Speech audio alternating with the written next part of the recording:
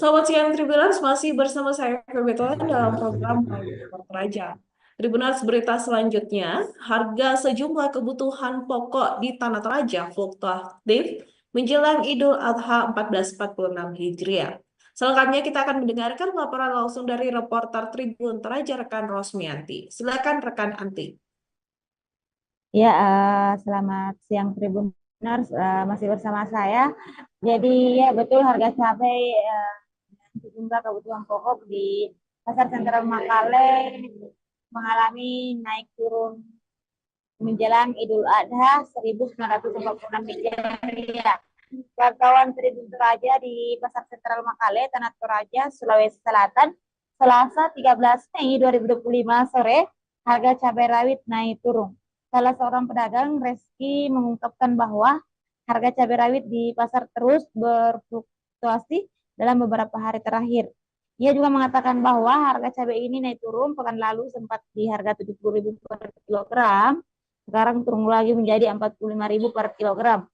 Sementara itu, kenaikan harga terjadi pada berbagai kebutuhan pokok lainnya.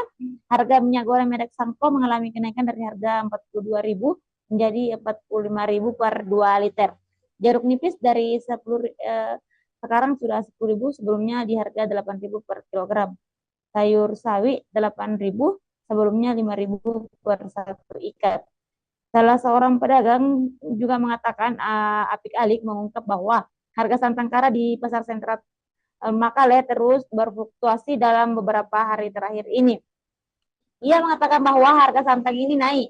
Pekan lalu 40.000 per liter, sekarang naik menjadi 70.000 per liter. Harga santan kara ukuran 200 ml dari 10.000 ini menjadi 17.000. Santan kara ukuran 65 ml sekarang 6.000, sebelumnya itu di harga 4.000. Reski juga menjelaskan bahwa ketidakstabilan harga terjadi karena pasokan ke pasar terbatas. Cabai rawit yang masuk ke pasar lebih banyak daripada minggu lalu, sehingga harganya turun drastis di pasar sentral Makale. Salah satu pembeli, Irene, mengaku ketidakstabilan harga kebutuhan pokok cukup membingungkan, terutama bagi ibu rumah tangga. Para pedagang dan pembeli berharap harga kebutuhan pokok segera stabil agar daya beli masyarakat tetap terjaga menjelang Hari Raya Idul Adha 1446 Hijriah.